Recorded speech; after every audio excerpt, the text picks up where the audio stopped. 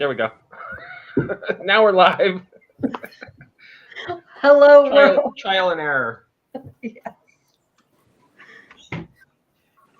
Well, hello, everyone. Welcome to Sci-Fi Vision Fandom Access. Today we have our special guest, Gary Morgenstein, and we will be talking about our TV shows of the week after the interview. So make sure you stay tuned. But for right now, hi, Gary. Thanks for joining us. Thank you for having me. This is very cool. We're still learning all this, so you have to. What? Oh, I'm doing it wrong. Wrong slide, Gary. There you are, Gary. Here's a good close-up of our friend Gary Morgenstein, acclaimed novelist and playwright. Thanks so much for being with us today. Oh, I'm delighted. Always a joy. Always a joy. I guess most people haven't seen us, so if you didn't know, I'm Karen. That below me is AJ. Jamie. Oh, this is wrong direction.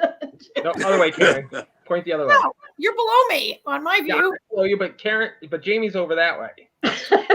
The other way. I'm over here. Oh wait, it's okay. AJ's this way. Yes.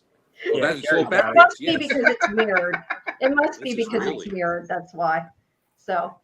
Well, here we are. Yeah. Second week on StreamYard. We'll get the hang of it. Yeah. Yeah, we're getting there. So welcome back, Gary. Thank you. It's a pleasure. It's good to see all of you.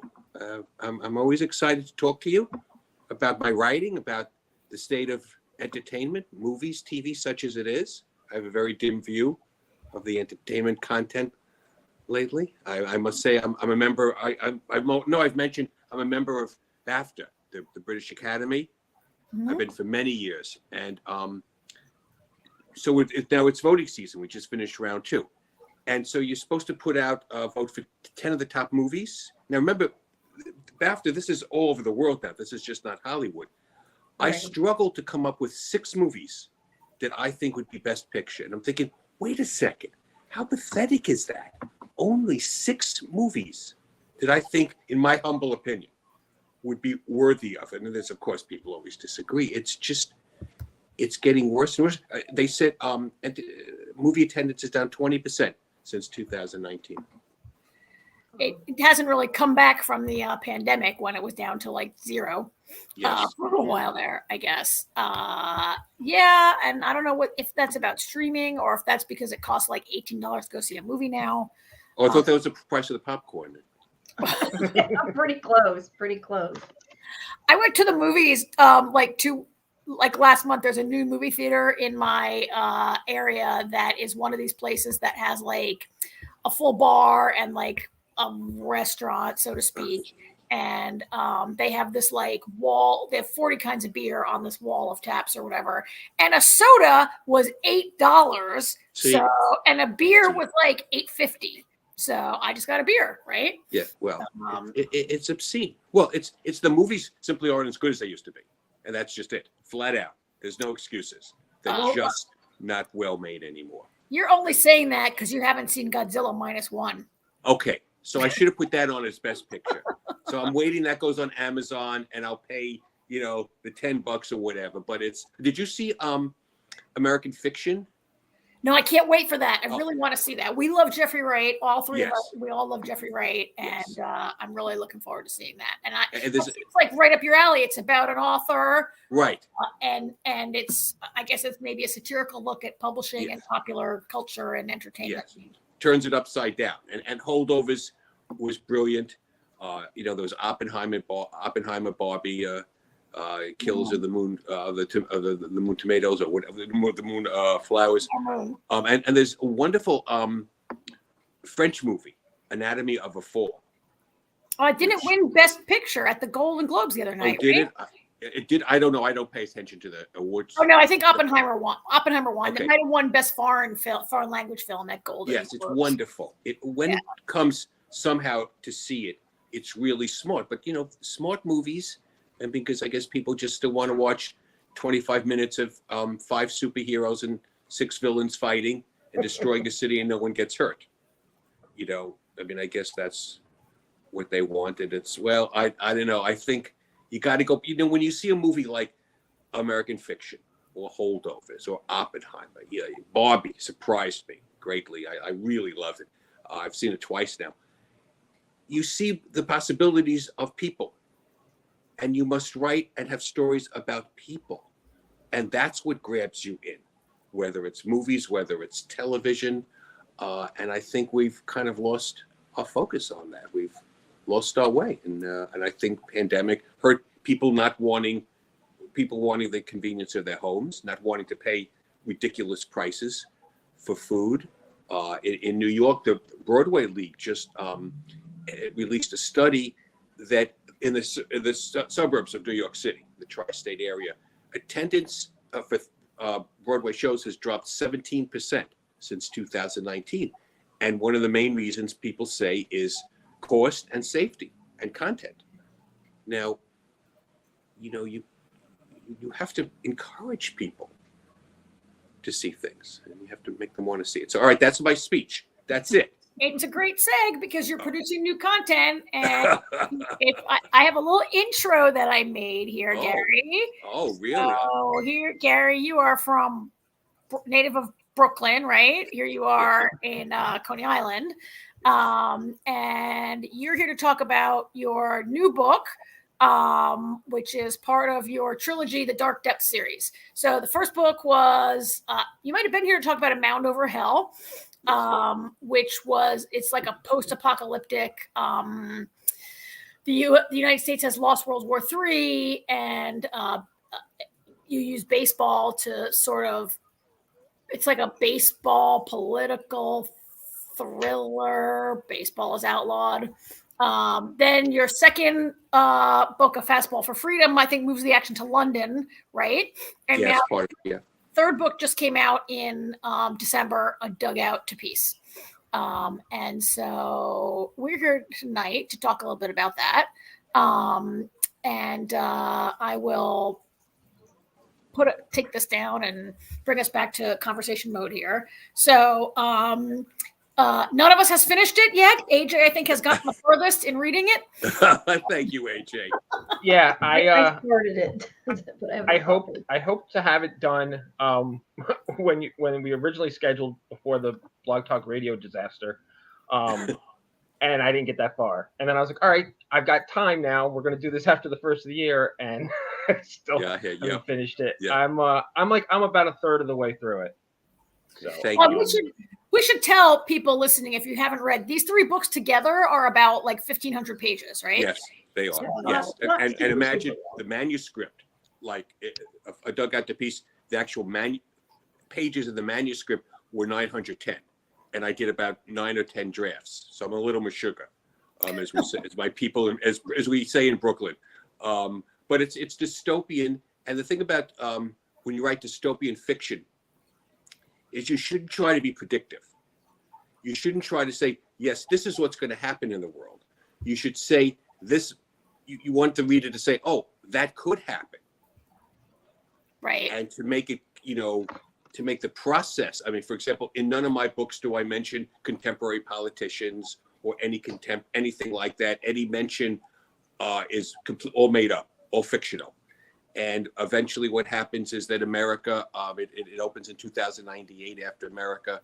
It's been 25 years since America and the West lost World War III to the Islamic Empire. Democracy is dead. Religion is outlawed. Patriotism is outlawed. And we're run by a somewhat totalitarian nanny state called the family. Mm-hmm. And into this, and it's very communal. And people have put aside, the need for freedom. It's a lot of individuality. And into this, as Karen said, comes baseball, which is associated with the old America, the great America, America's pastime, and it's disgraced. And it's beginning its final season ever at Amazon Stadium, formerly known as Yankee Stadium in the Bronx. And then something miraculous happens. The main character is Puppy Nedick, who's a baseball historian. So he's going to, be losing his job very soon. And he wakes up the day after his 39th birthday. He's very hungover, and this old guy laying on his floor, asleep, and smelly guy. Puppy says, "Who are you?" He says, "I'm Mickey Mantle." He says, "Yeah, this is just what I need. Just what I need." And then a few days later, a courtly gentleman named Ty Cobb comes, And then finally, from the current future, one of the greatest players of all time, a woman, Mushi Lopez.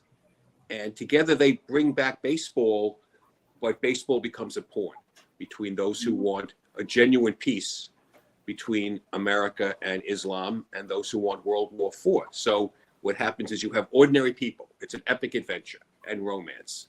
Or, just a baseball historian, a teacher, someone who owns a boutique shoe store, a dentist, a fisherman, a priest, and a wonderful orphan girl who escapes in Barcelona. She becomes an illegal immigrant, by the way. She is an illegal immigrant, by the way, sneaking in, and she rises to power to try to stop a nuclear holocaust. And so it's basically about faith, and I'm not talking religious faith. Okay, I'm talking about faith in ourselves and each other. Within all the darkness of the world, and there's a lot of hate. I don't pull punches. I am proud that, as you said, there's 1,500 pages, and only one person ever accused me of bigotry. Only one person ever accused me of Islamophobia, because I've spent so much time researching and creating flawed but round characters, so you understand why even the people you might not agree with are the way they are. And I think that's really important in literature nowadays, which is not always the case. It becomes a little more, polemical and political and taking sides, and your villains twirl the mustaches, and that's not fiction. Did you, though, because you do write a lot of political, do you usually worry about offending people, or is it just kind of like take it or leave it to you? I don't offend people if I think I'm being honest, or I don't care, because now we live in a society where you can't dare offend anyone. You have to think what you're going to say, but there's a difference between purposely offending someone and offending someone because that's the story and that's the character and that's how people talk. Mm-hmm. And if you have gratuitous offense, if you have gratuitous sex and violence, and you're going to purposely want to offend someone and shock them, I don't buy that. But when you read a book, it's like being in the theater. It's like being in a movie or watching TV. You're eavesdropping. You're supposed to see us not at our best, but when our guard is down, and we're not always pretty. I like to think that the most underrepresented demographic in America are people who happen to be a lot of things. Four of us, if we all carved up all the things we are, the labels, the hyphenations, the whatever you want to get, but ultimately we're people. And I always try it in my books and my writing, is to say, look, there's more that unites us than divides us. And as writers, you have to show through the darkness, you have to show a light, because God knows our politicians ain't going to do that. Okay. And the media is not going to do that. That's not that they have no interest in anything like that. So artists, it's easy to say you dirty and portray people as stereotypes. And, this is the bad person. You know who he voted, who she voted for, what issues she supports. That's easy.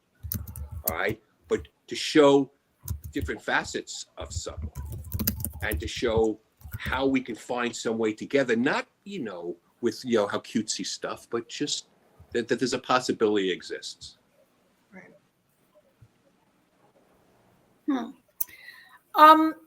So I guess, in the second book, your main character, Puppy, had to flee the country because he was accused of treason, and you yes. take him to a new, and now in this third bobook, he's cleared and he's back in the United States, and it's about kind of a return of baseball. I don't know if you want to share anything about. Sure. Well, yeah. On the furthest, he may have some, questions already or thoughts, or not. Maybe he doesn't want to get spoiled before he gets to the end of it. Well, baseball becomes, in the 2099 season, all the old parks are restored, and by their real names. I don't know about you or anyone out there. I don't know the names of baseball stadiums anymore. It's all like corporate, right? So everyone's we return to like Shea Stadium and Crosley Field. You know what I'm saying? I mean, we go back to the basics, and there comes a point where baseball comes back and people are bored. They don't understand it. The game's been gone for so many decades, and so Puppy says, all right, we're going to go back to the 20th century. We're going to go back to when baseball was in its heyday. We're going to get rid of all these ridiculous rules. So all 21st century rules are gone. And it begins to inspire a longing, again, for the old America. But so much of our history has been rewritten in these years that no one is quite sure what the old America was. We've lost facts. So the way we find facts is through pop culture and baseball and hula hoops. And it begins bringing all this out of the people out of America, all the polarization in baseball. Now you're not allowed to root. You can't go, let's go Yankees. Well, because you're going to upset someone. You're going to set people off. America went through all that already. You can't wear the jerseys, of your favorite. You can't have, Judge on the back of your jersey, because that's like celebrity worship. That's ceding your ability to think, to feel and look at things for yourself. But baseball resurrects all that. Baseball resurrects the passion of a very subservient society, which is so subservient that it's resumed World War III against the Islamic Empire, and robots are the army now. So this family, this American society starts to crumble. The authority, the base starts to crumble, and baseball is at the epicenter of resistance. Let me ask you something, Gary, and then we'll let AJ. I just was going to say, when you start writing something like this, did you at the very beginning have like a beginning, middle, and end written, or not written, but like in your head, or are you somebody who just starts writing and sees where it goes? I was just curious. I had a kind of an idea how it would end, but not how to get there. I'm not that organized, and I have to have fun. Writing is hard work. I love when people say, I have an idea for a novel. God bless you. Go write it. And I always see write the beginning. I never. Yeah.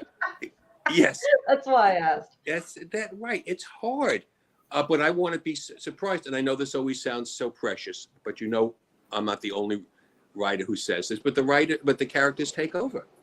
They really do. You write a scene, and they'll say, "You're a schmuck. You really think I behave like that?" I would say that. I said, "Fine," and they do. It's a weird. I also went to college in the '70s, which might, explain certain things, but really, you do the characters take over. So it was a journey, and I was often surprised by the characters that developed and the relationships and the things that popped into my head. And when it ends, and it ends in a hopeful way. I'm not going to, baseball plays an important role, and actually at the end, a religious figure plays an important role. But it was sad to say goodbye to these characters. It really was.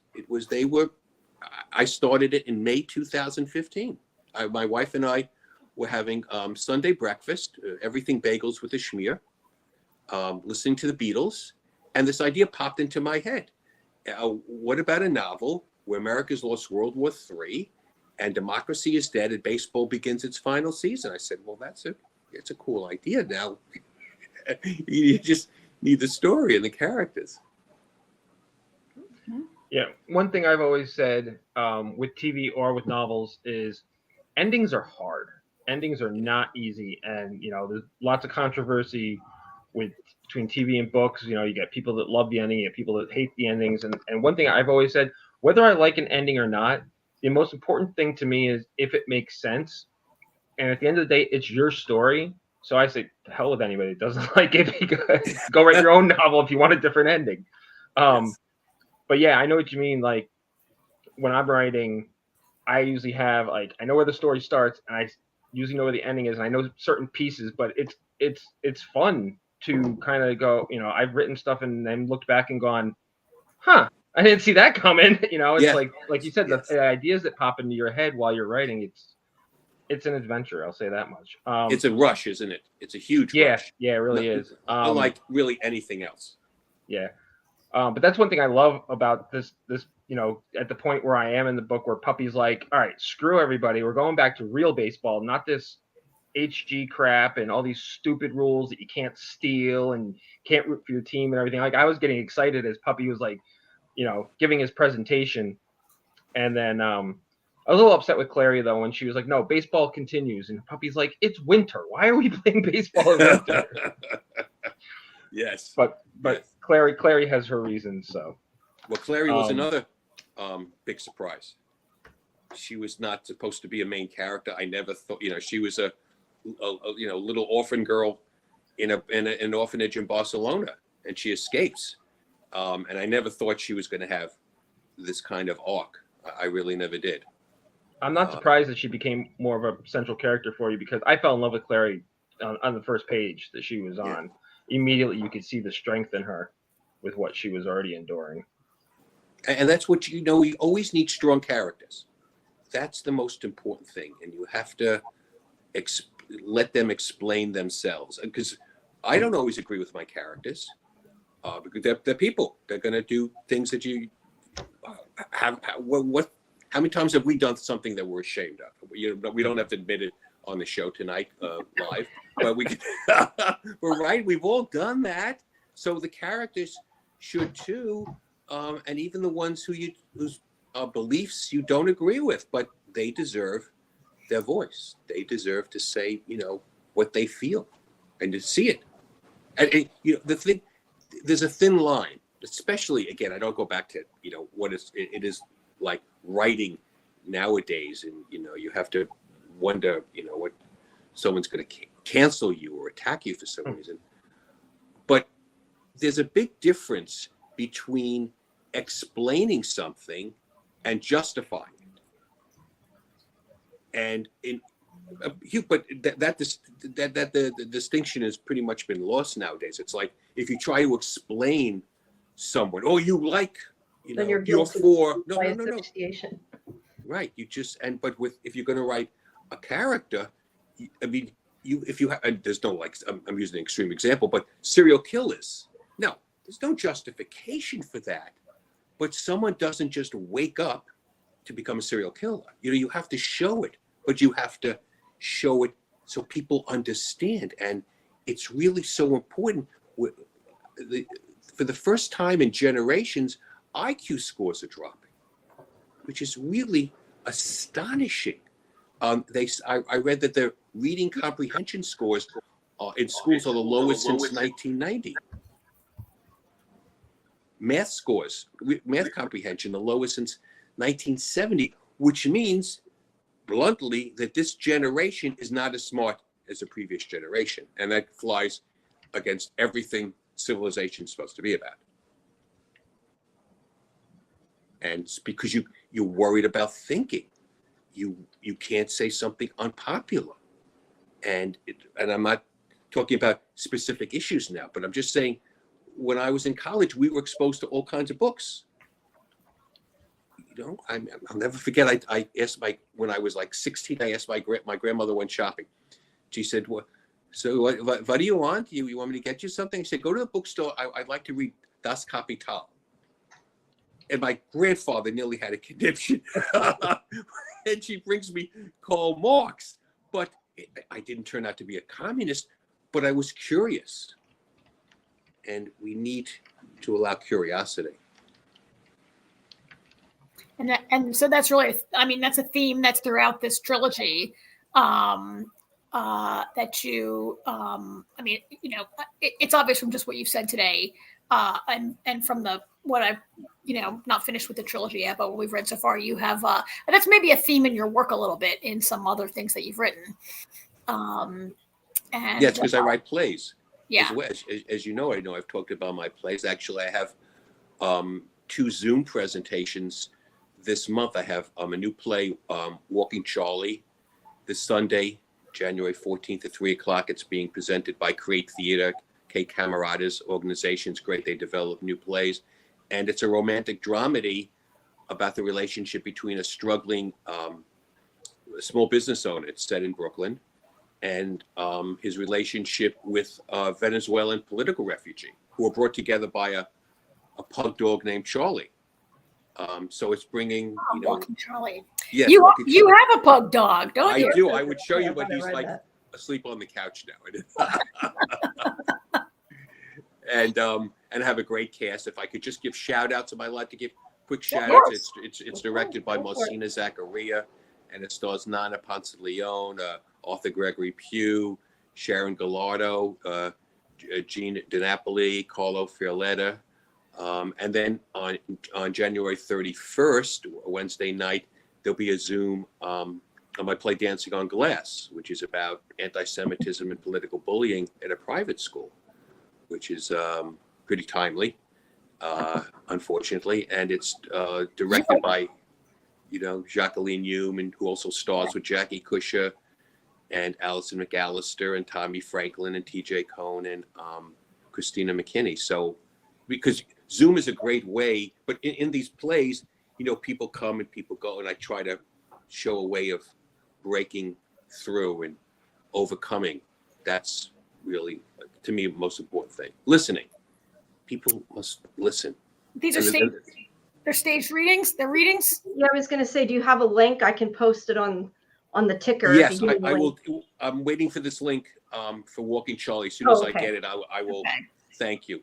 That's great. I mean, it's wonderful when you have to play in actual theater, and yeah, fortunately, it's come back. At least that concept after COVID, and people are listening. Of course, when you're a neurotic writer and people are quiet, you of course think they're bored. That you're waiting to hear someone snoring. Okay, but that's just because that's why we become artists, because we are what we are, and with the hubris and the insecurity. But it's a wonderful feeling when people listen to the words. It's nice. And I was going to say, Talented Universe says that they love pugs. They're our guests, so thank you also to them for listening to our show, for tuning in. And if you are just joining us, of course, Gary Morgenstein is here to talk about his shows and his books and everything. Are these both brand new plays, Gary, or have you been working on them for a while? Yeah. One of them they haven't been put up yet. The one is so timely. It's like, did you whip it out last month really quickly? Well, I had written it before last year, and we've had some readings. We had one for Dancing on Glass at the Dramatists Guild, and people said, well, wow, it's prophetic. How did you know? I said, but this has been happening all along, and no one wants to pay attention. And Walking Charlie is set amidst the migrant crisis as well. And, people, again, I let the audience decide the issues. I don't say this is right and this is wrong. That's not, people will ask, well, what did you mean by this? And often I say, almost at the point, I don't want to be rude, but I say, well, what do you think? Because it doesn't really matter what I think anymore. What the wonderfulness about a writer is, it belongs to you. When you're reading my novels and I describe someone with blue eyes, well, my blue is not your blue, right? Anything visual I describe, you're going to see it completely differently than it was in my head. Isn't that wonderful? So I saw your last play, A Black and White Cookie. I saw it on the stage, and it also was about a small business owner who is brought together with someone very unlike him through circumstance, a Black Vietnam vet and like a 60s radical Jewish hippie. Yes. I feel like your work sometimes, you mentioned that your new play involves anti-Semitism. I think for people who are interested in seeing your work, Gary, that you think it's going to be play about anti-Semitism. I can't. It's in the news every day. It's not. Gary's play is not going to be what you think it's going to be. Like this play about this Vietnam vet and this Jewish like homeless hippie street guy that he meets. Like you think it's going to be about a type of racism. And it's not. And there's a like an Asian American character also, and like none of it is not. It's not going to be. I know what it is, but it's not going to be another play of anti-Semitism. No, because it isn't. In fact, after the last reading, people said, one of my friends said, "Well, I was waiting for more." I said, "Well, no, it's that's not it. It's just a window. Mhm. It's and even in all kinds of and it's often not about because there's so many prejudices, Yeah. And you right? And that's the thing, you want to. and It you, opens the door, yeah. and you sometimes twist that prejudice backwards in a way the audience doesn't expect, I think. Good. I don't Keep want on to the spoil. toes. I don't want to spoil Black and White Cookie for people who still have yet to see it, but Yes. the different versions of that play are not what you think it's going to be. And you Yes. never know with Gary's work, there could be an army of robots involved somewhere. Yeah.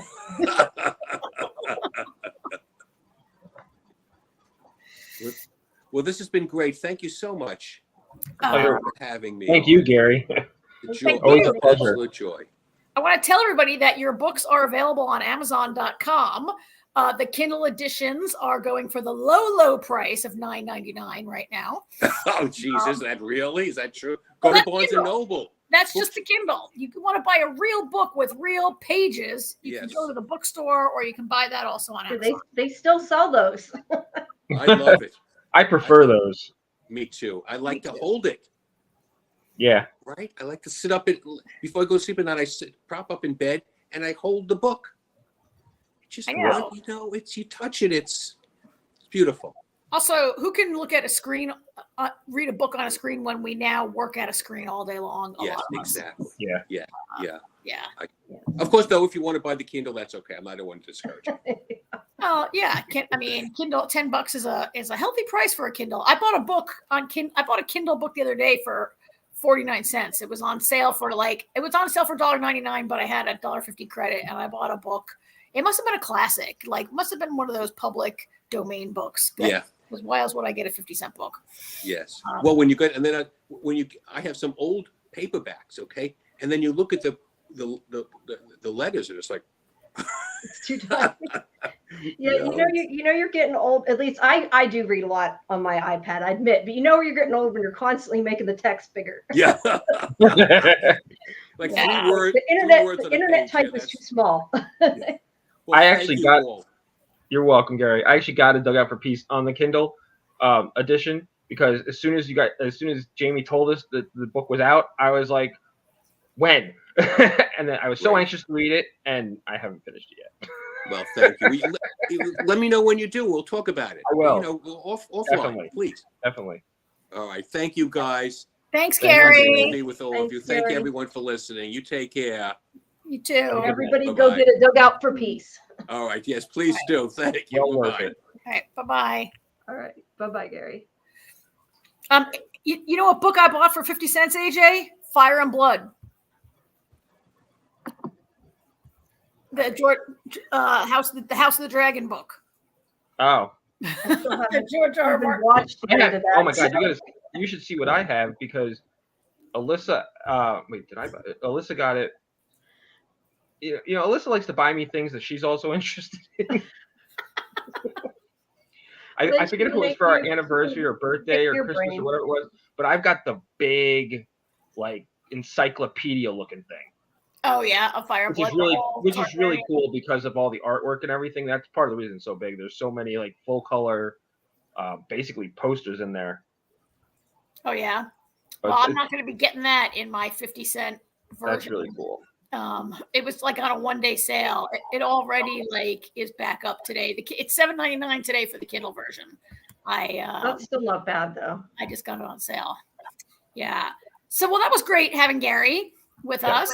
Always a pleasure to have Gary around. Yes, thank you once again, Gary, for coming to talk to us, and also thank you for everybody who's watching live. We have a few people watching live. Hopefully, once we get a little more in the swing of things, we'll get more live viewers. Yep. But Elizabeth and Roger both liked it, so thank you for that. And we have a couple people on the looks like on YouTube, from what I can tell, on one of the YouTube pages watching it. So we have it streaming everywhere.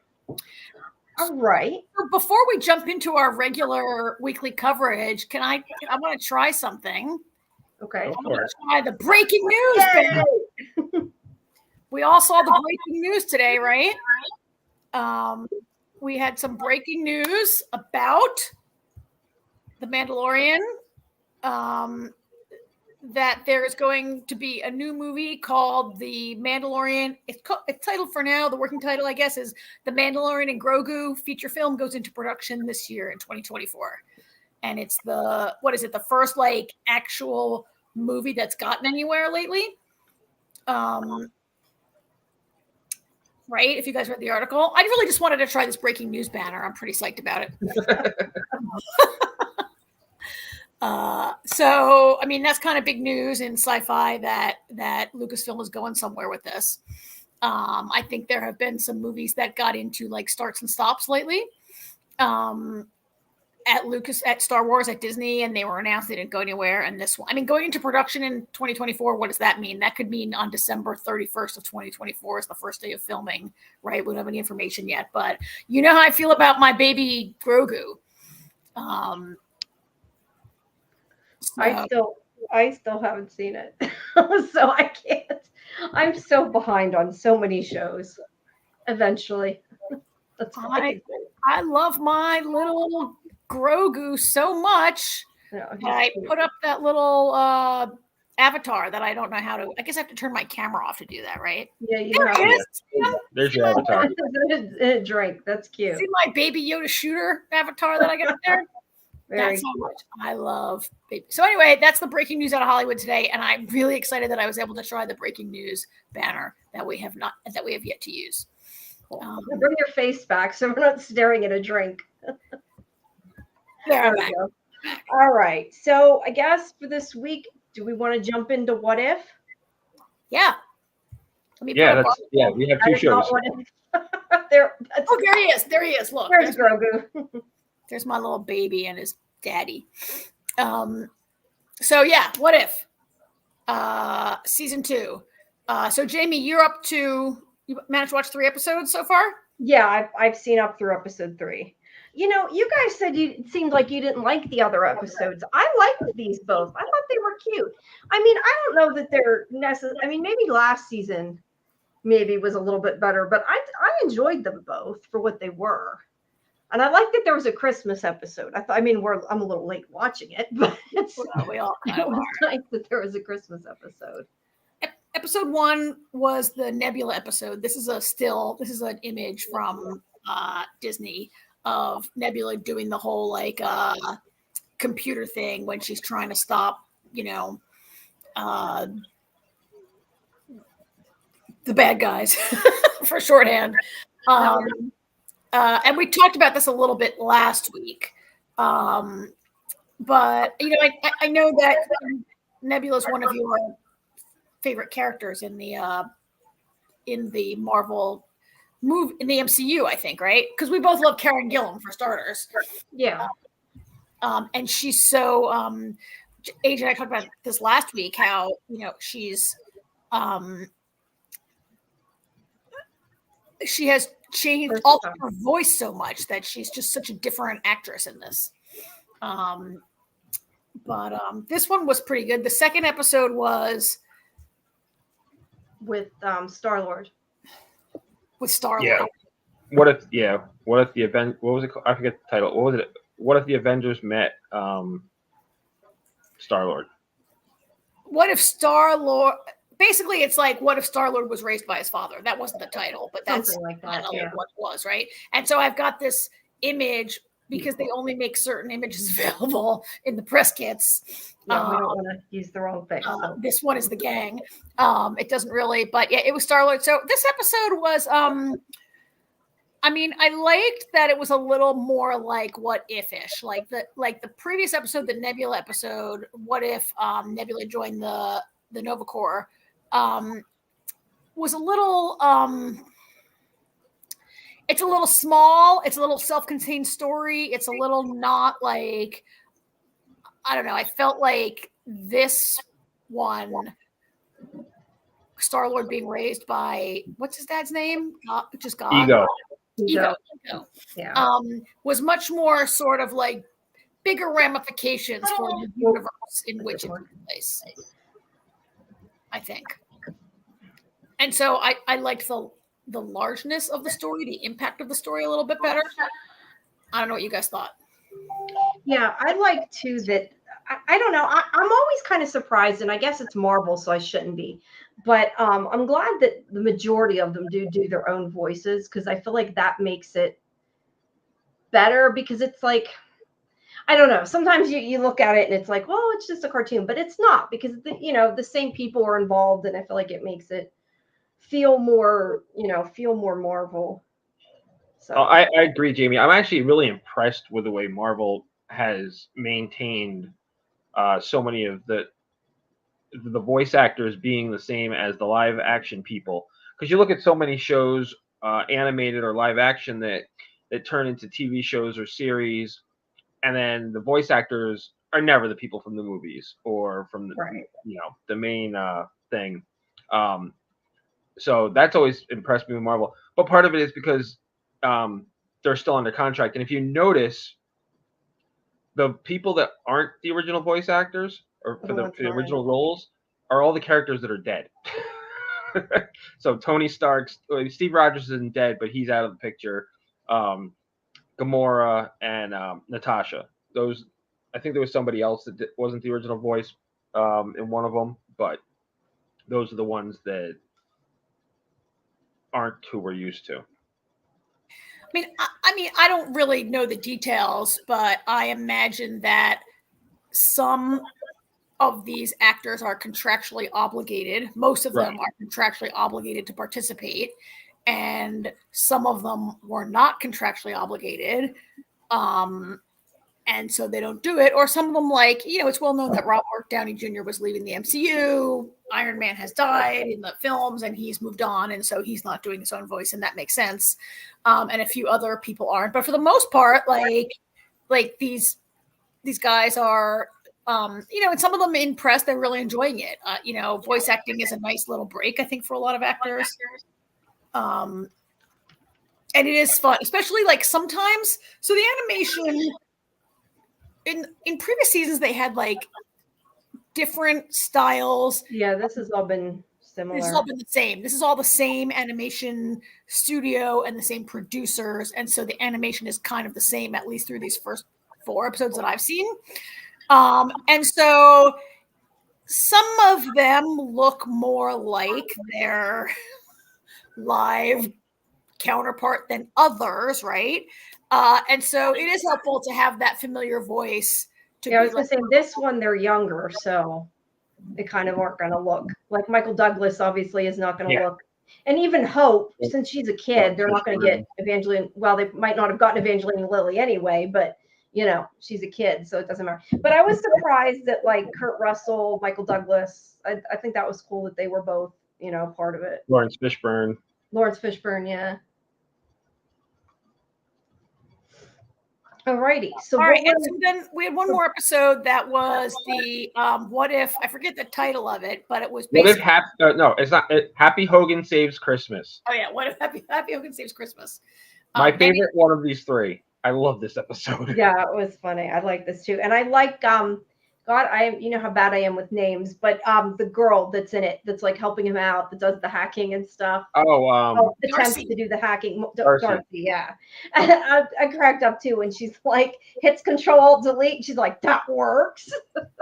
Played by Kat Dennings, yeah. Kat Dennings, that's her name. It's funny actually. Before the episode even started, you read the little blurb, and I said, "Ooh, we're gonna watch animated Die Hard," and then it really was. Yeah, it kind of was. You're right, and there was quite a few references to that. So many references to Die Hard in the episode. Well, I had not read anything about it, and so it was fun for me to see this homage to Die Hard like slowly unfold, and it takes until like maybe 1 reference is an Easter egg, 2 could be Easter. By the 3rd, I'm like, oh, this is an homage, and then you're waiting to see like the little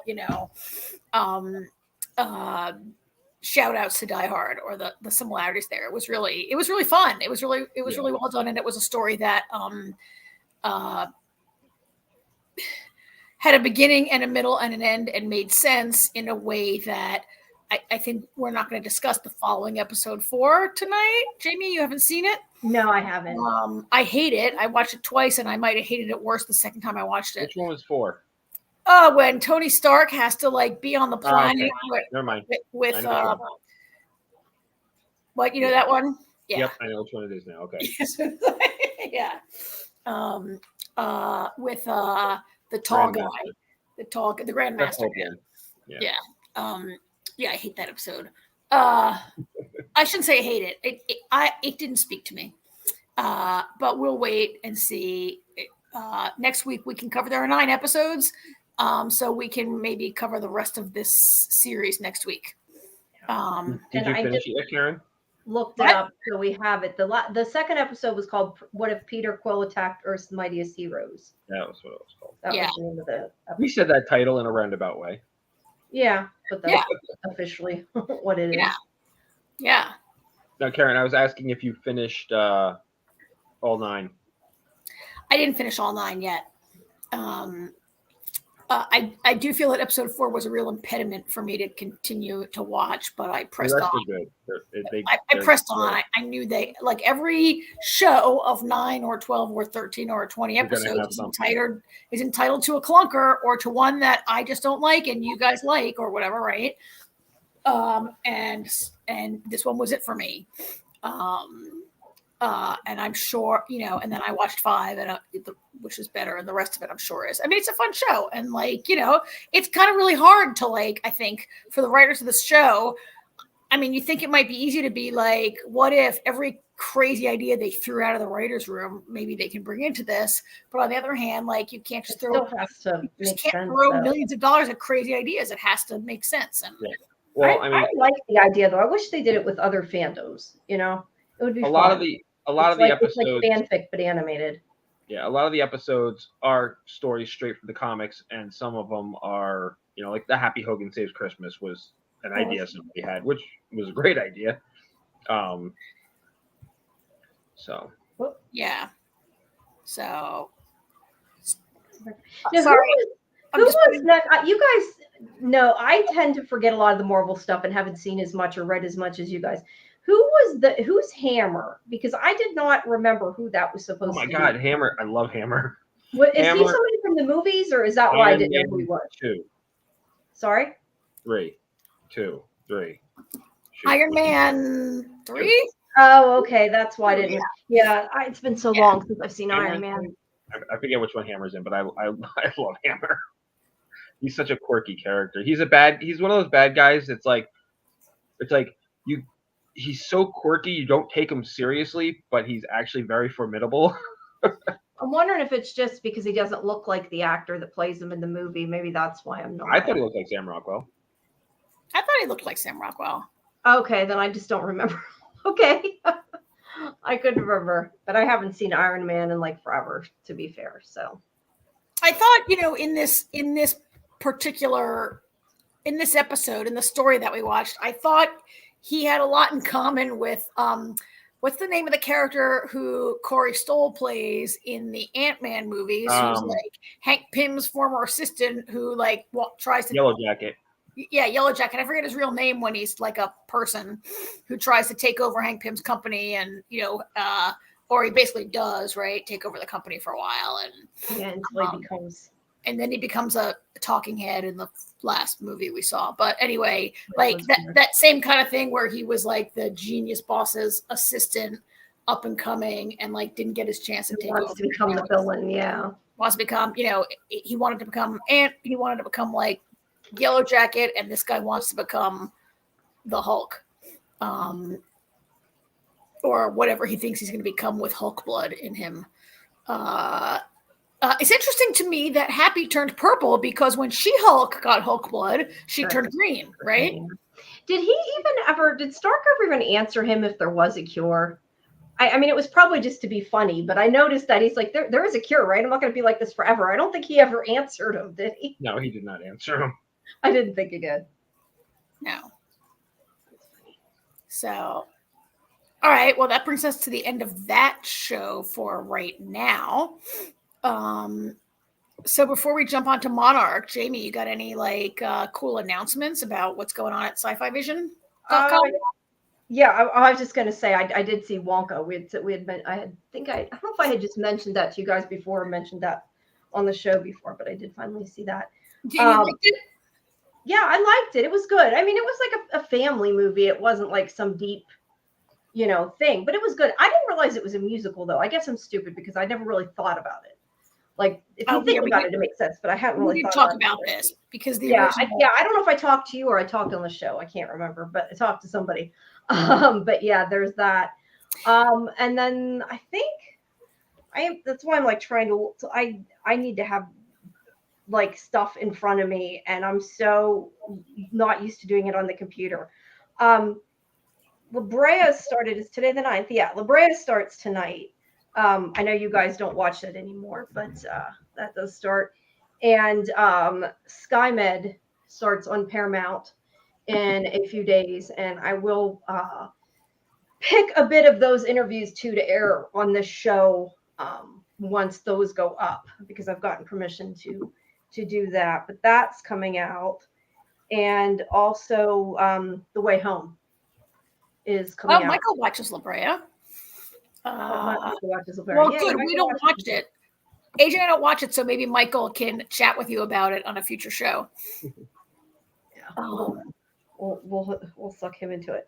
But yeah, so that's pretty much what's coming up, and interviews for those. Because I did The Way Home today, and I was telling you about this earlier. I mean, it's a Hallmark show, but it's sort of sci-fi. I mean, it's about time travel. It's a good show. Should check it out if you haven't. But yeah, so that's coming up too, and those interviews will be up fairly soon. But yeah, other than that, I think that's about it that I've seen, because I still have not seen Monarch, guys. So I have no clue what you guys are talking about. But but I did still catch up in the office. Yeah, Jamie does that. Eventually, hey, I have to watch lots of other stuff for my screeners. Yeah. Speaking of upcoming stuff, it started tonight. Echo, which Karen, we've talked about Echo before. You knew it was coming. Yeah. After we watched Hawkeye, I told you that they were doing a spinoff with Echo's character, and I remember you very, very, very loudly said, "Why?" Which I'm in there too. I don't really understand why they're focusing on her character. I feel like it's going to be more about Kingpin. It could be good. It could be interesting. But I just found out they dropped all 6 episodes tonight. Oh, they did? Oh, all of them are coming out. Okay. They dropped them all. However, I don't know if you've heard this part, but the good news about all of this, the last trailer for Echo that came out a couple days ago, they were showing in the trailer, it was mostly focusing on Fisk, and they showed scenes from the Netflix show, which was their way of saying everything from Netflix is canon. In the it was already canon. It's in the central timeline. Oh, okay, yeah, you got it. Yeah. After Echo dropped tonight, they, whoever handles the website, or the website, the streaming channel, all the Netflix shows are now in the timeline with all the other Marvel stuff. So it's officially. All right. I mean, that's good for audiences. It's really annoying when you watch a bunch of stuff and then suddenly a new show makes it adjacent or erases it. Well, no, I mean, so this is a good thing because it's good. Yeah. I'm still holding out. I'm still holding out hope for Agents of S.H.I.E.L.D., but and Agent Carter. I'm sure it'll be good though. Usually their shows are good, and Hawkeye was good. So the other thing I want to ask you guys is, have you watched? And I have not watched, but I've wanted to watch and I haven't even seen a preview. I just know it's on there. I keep seeing the little ad. Percy Jackson is the other thing that's a series. I have not started watching it yet. Artie's very excited. He's read the books. Junie's read the books.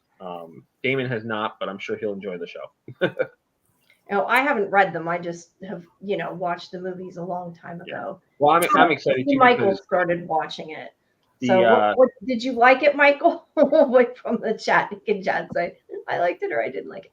I did. Yeah, he liked it. Yeah, I want to check that out. That and Echo. Hopefully. Well, I'm excited for the Percy Jackson series because I don't remember. Did you guys see the Adam Project? No, I saw that first Percy Jackson movie. I didn't see the Adam Project. Well, Walker Scobell is playing Percy Jackson, and he was in the Adam Project movie with Ryan Reynolds, and he was great. That movie. Okay, I did see that movie. Now I know what you're talking Remember the one playing the younger version of Ryan Reynolds' character? He's the one playing Percy Jackson, and I absolutely loved that kid in that movie. Yeah, he was good in that movie. So. All right. Well, maybe we'll try to watch at least the first episode or two of that and talk about it a bit next week. And maybe if Michael wants to come in for that. And if anybody is watching and wondering who the hell Michael is, Michael's one of our fellow hosts on NDB Media. He hosts a couple of other shows here on the NDB Media Network, and he's with us in the studio, but he's not live with us. He's sort of he's in the green room right now. Yes.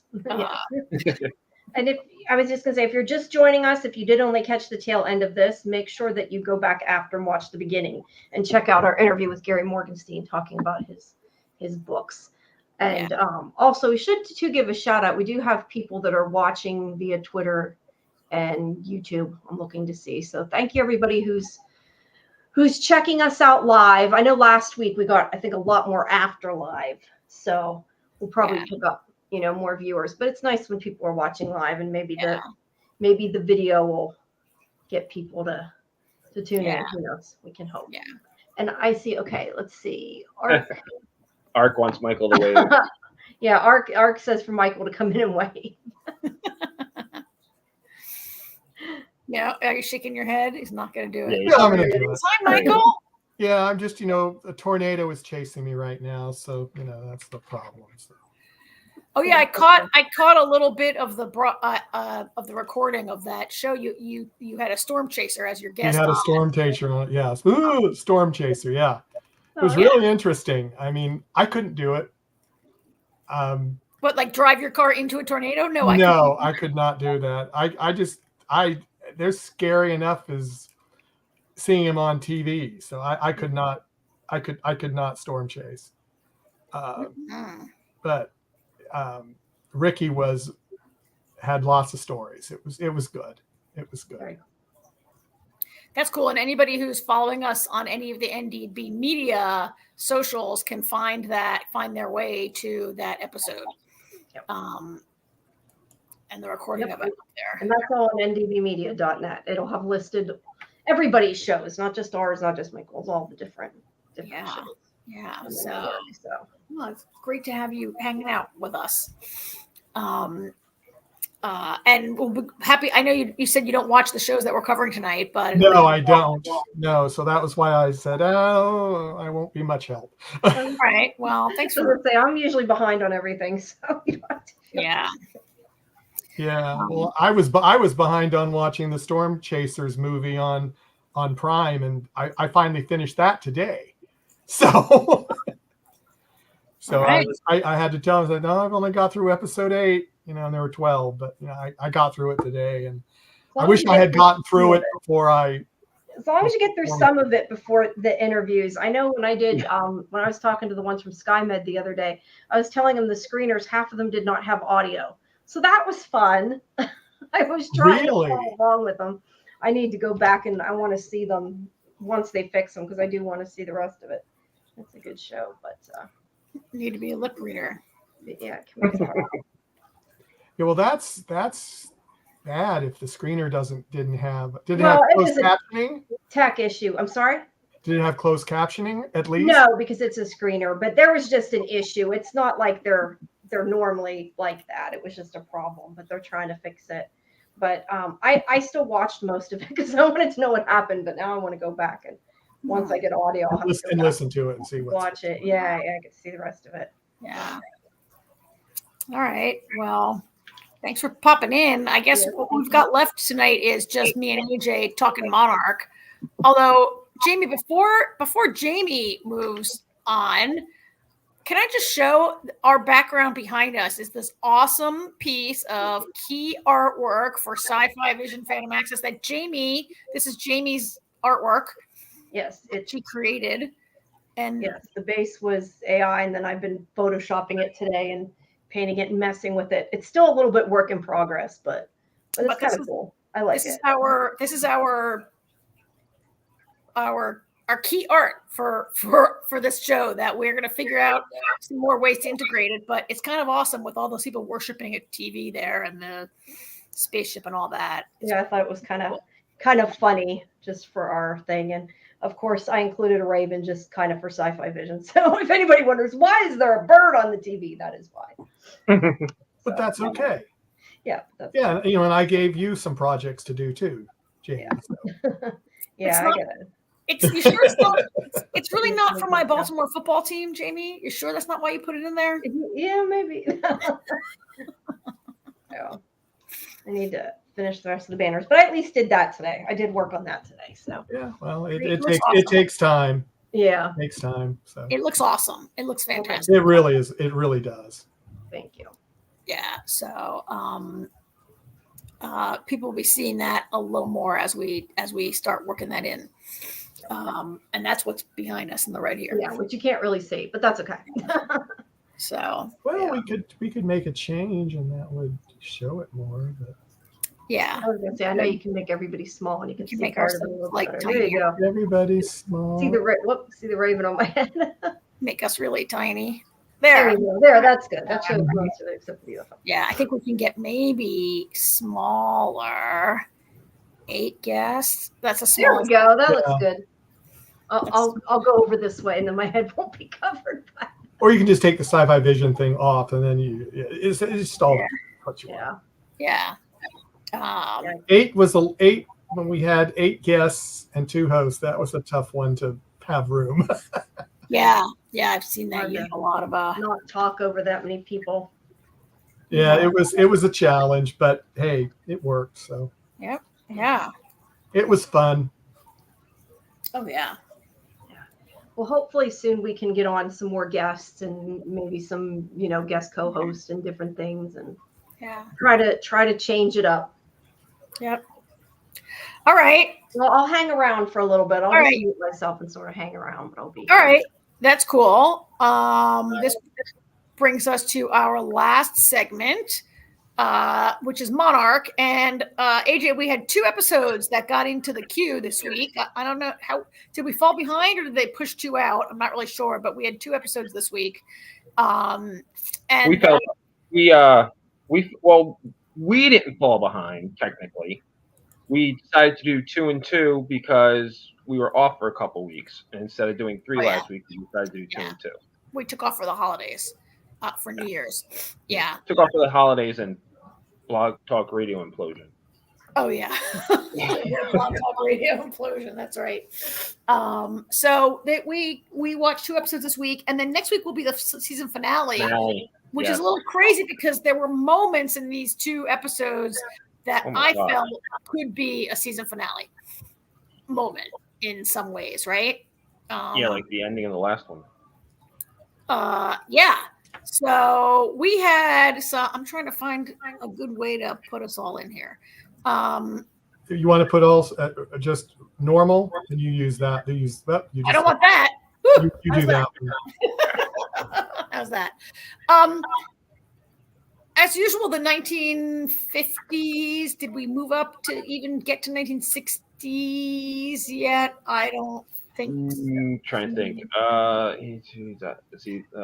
Bill died in 62, so I don't think we made the 60s yet. Yeah. Oh yeah, he For does. people that have not seen it, can you give a quick overview of what it's all about?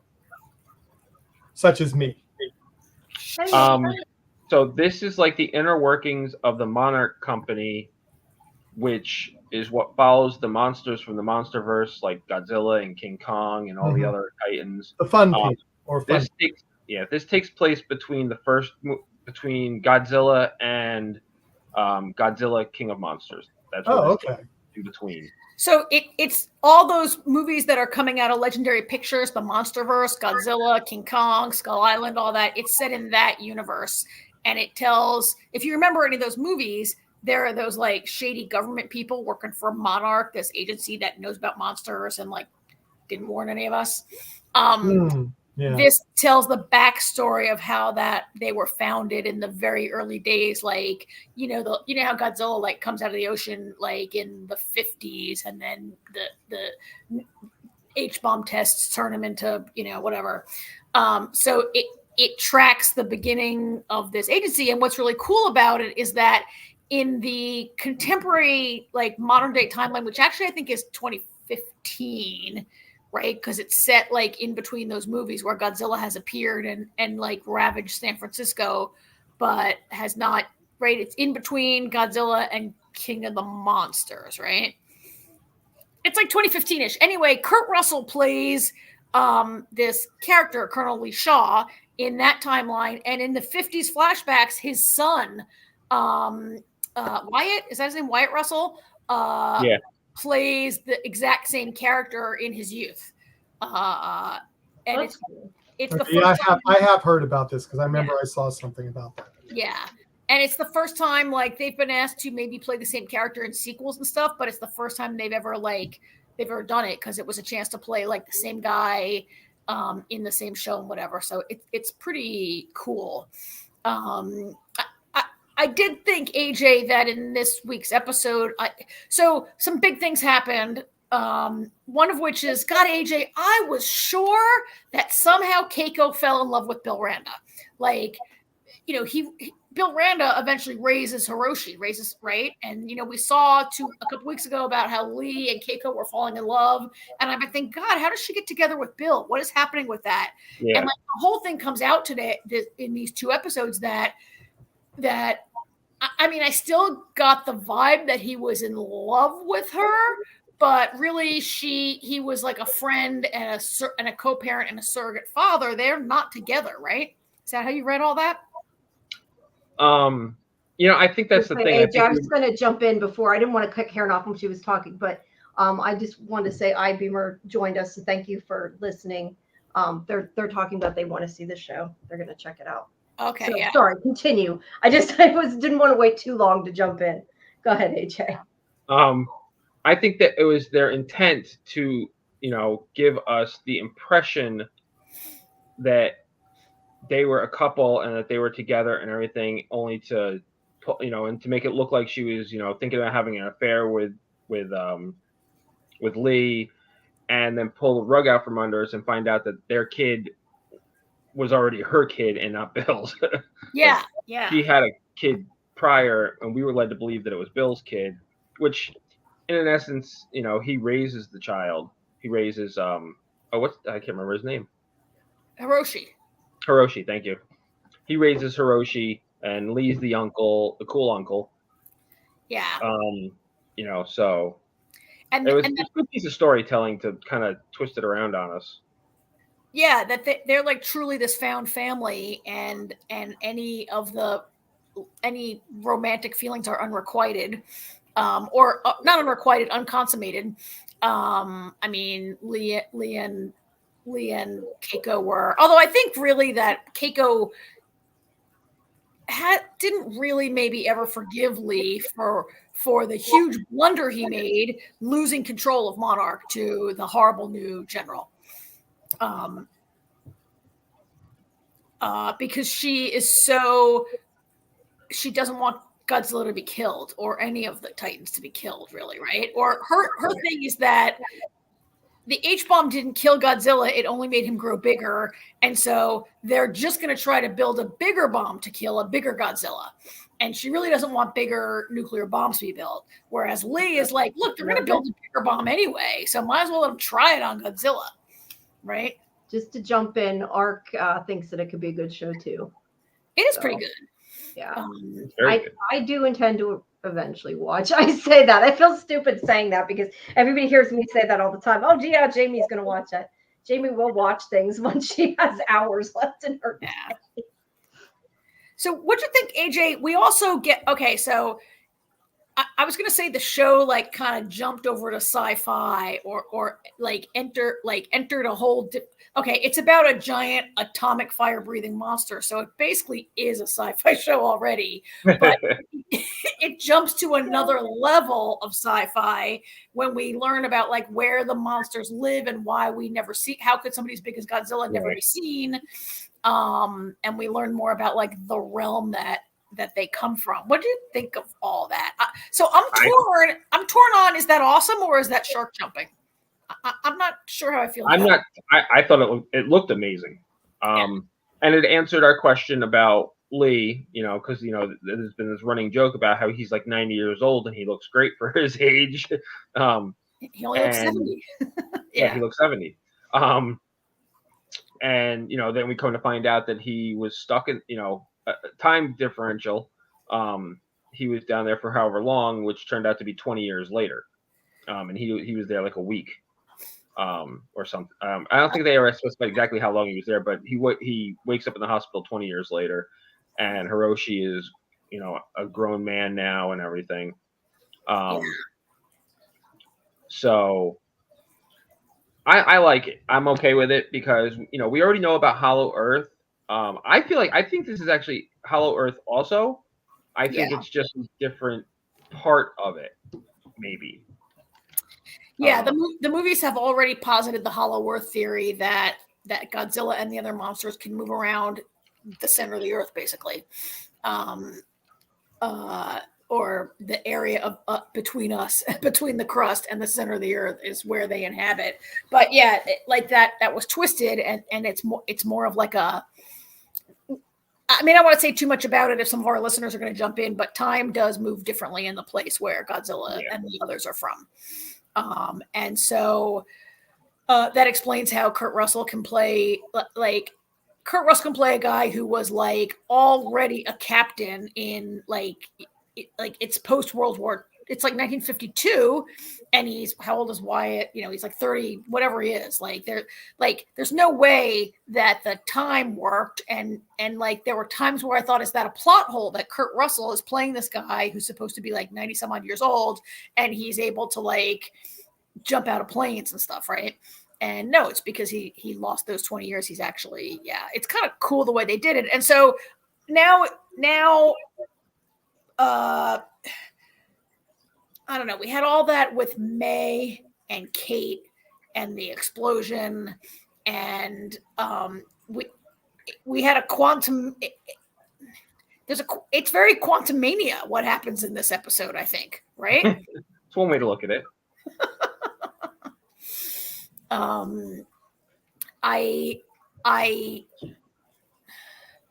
don't know how I mean, whatever. Sorry, people, if you're going to watch it, you're going to be spoiled a little bit.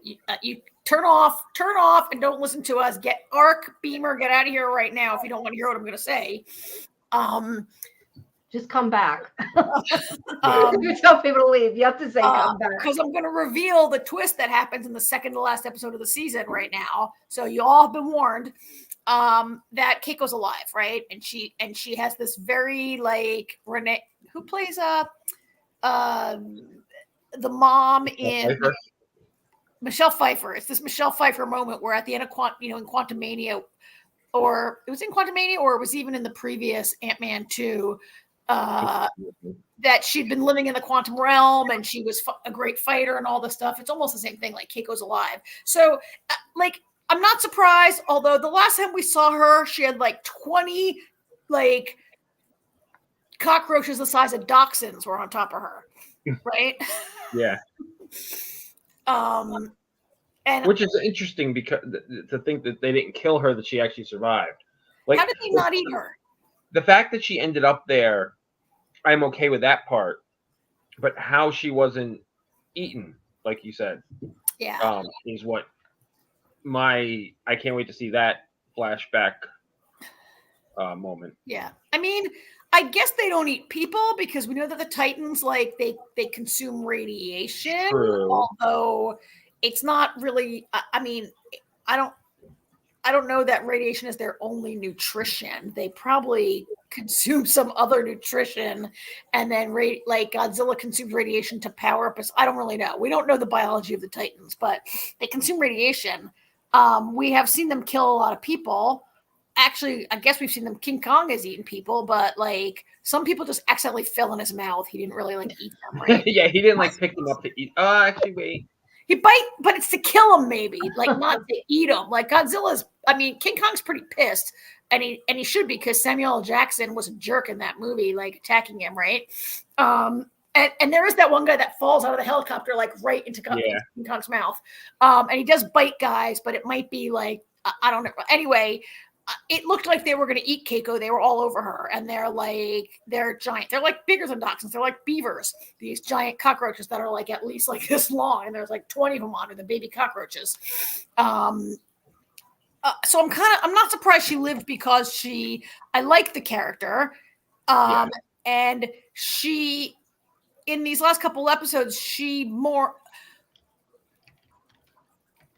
her death is what has kept Kurt Russell basically alive all these years, right? Right, like her death, losing her is his reason for like taking over Monarch, right? And like doing this stuff. So I guess I'm not surprised they brought her back because to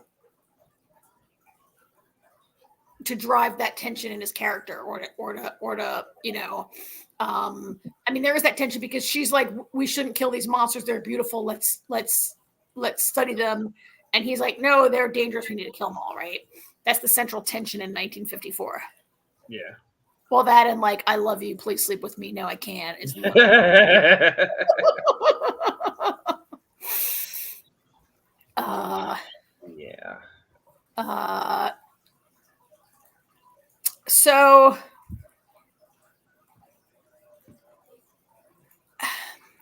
So next week this is finale, and I guess there are two things that have to happen. There's the people that fell in the hole that got to get out, right? Because if they don't come out, they don't get out in like 5 minutes, Hiroshi's going to be like 90 when they come out, right?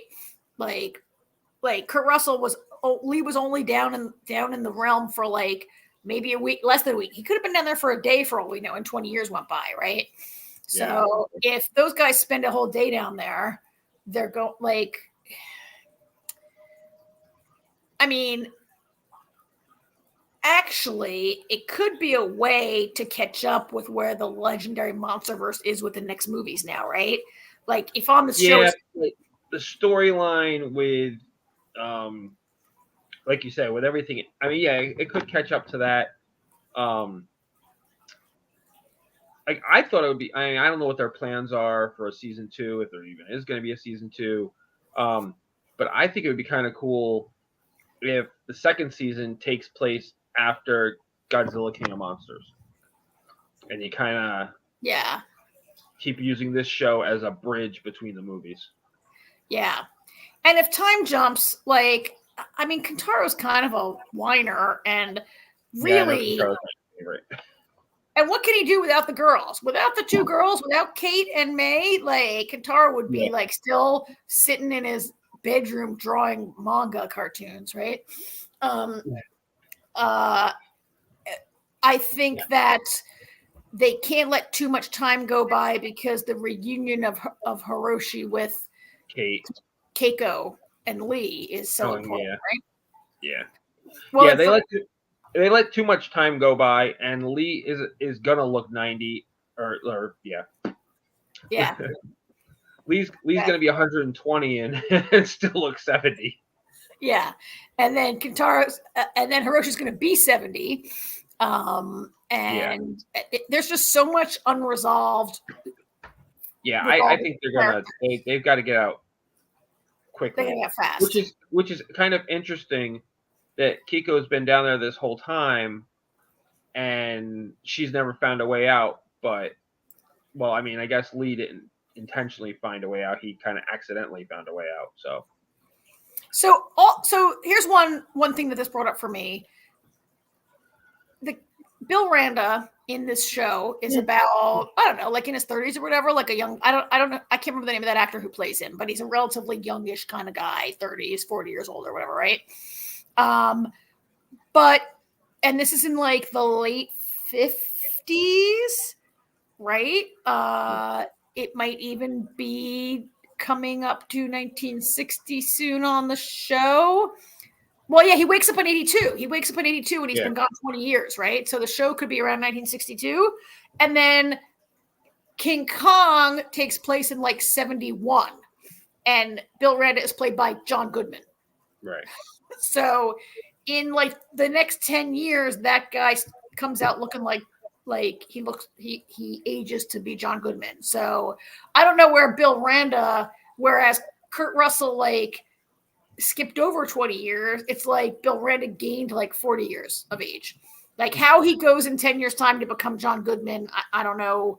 Maybe we're just pretending that didn't happen because he plays almost Well, they're not really, pretending it didn't happen because that's how the show literally started with John Goodman. oh yeah, it's not in King Kong. It's in it's in this. There is some footage, but it's in this show. The first scene of this show is John Goodman on Skull Island, and he throws the Monarch files into the ocean. Yeah. Yeah. So, I think there was a time watching this show that I was like, that's a plot hole. That's bad. Like, that doesn't make sense. They should have cast an older character to play Bill. But maybe there's a thing now that we know that time displacement, or to quote another show, that there's timey-wimey stuff happening. Just a shout out to iBeamer because they're leaving. So thank you for stopping by. Thanks. We're about to wrap up anyway. Yeah, we're almost done. Talk to the show a lot. So I don't know. So next week we're already at the season finale. Maybe the show's finale, right? I don't know. Yeah. We'll see how it plays out. Yeah. Or maybe they. Yeah, I don't know when the next movie is due out in the Monsterverse. Sometime this year. Oh yeah. So maybe they hold off the show. We see a movie, and then the show takes a totally different tack. I mean, maybe some of these kids will be in the movie. I don't know what the movie's about. I don't foresee that. It's No. Godzilla X Kong. Oh yeah. There's not a place for them in that. Yeah. No. Yeah. So, all right. Well, we'll have to wrap that up next week. It's a good thing a whole bunch of shows are coming out soon because we're down to our coverage is down. So next week we will have the finale of that. We'll have What If, and we'll discuss off air how many episodes of Echo we're going to do next week. Yeah. All right. We'll post it up on here.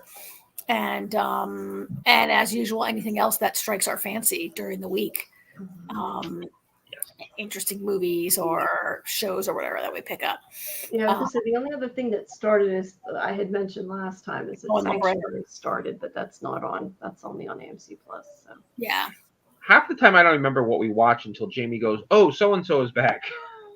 Like, yeah, we watched that show. I'm not even good at keeping track of it. So yeah. I have an app that tells me when stuff's on. Oh, I'm bad at it. So. What app is that? It's called TV Time. Oh yeah, and it reminds you when your show is on. Yeah, I get a little notification that says, Monarch starts in 1 hour. Well, that's cool. No. The other thing that's starting, I was trying to see, it's Apple TV Constellation comes out, but that's not till next month. That's with I don't know how to say name. Naomi Rapace. Naomi Banks. Yeah, that is not until next month though. That's in space also?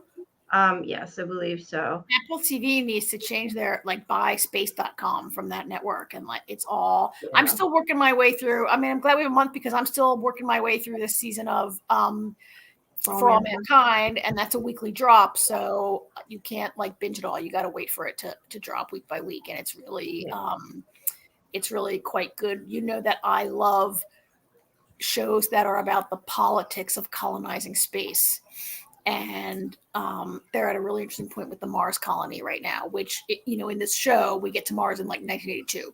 They're drinking a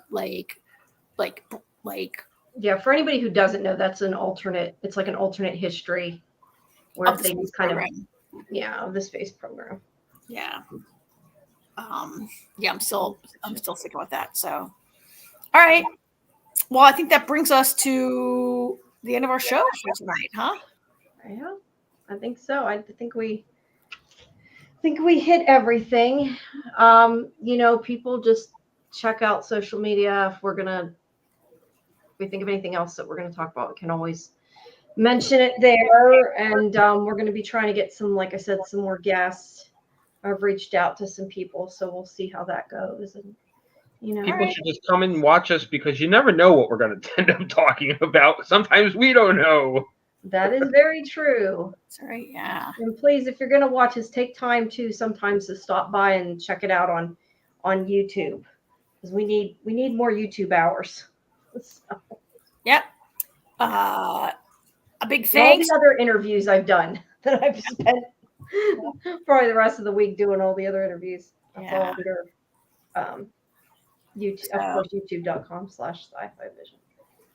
So, all right. Well, I guess that's it, guys, then. I will see you next week, or at least listen to you next week. I guess we'll decide if we're going to do video or not again and see how it goes. Let us know if you have a preference. People probably don't care. They're probably not even watching the screen. But no, let us know. One good thing of the video is we don't cut each other off as much because we can see each other's mouths moving. Yeah. True. Unlike the delay that we had on the phones. Yep, and you can see who's getting ready to talk. I'm like, ooh, ooh, ooh. Yeah, I'm just trying to jump in when we have people leaving comments, and I'm like, shut up a second now. we need a thing like on Zoom with a hand raise. You know, on Zoom you can raise your hand, or in like Microsoft Teams at work you can raise your hand. I guess we're on video. We could just be like, can I go next? Yeah. Yeah. All right. We'll all right. More. All right. Well, thanks everybody for listening. Thanks, Roger, for hosting us as always, and have a good night. Have a great week, everyone. Good night, ladies. Night. Bye. Till Bye, next. Michael.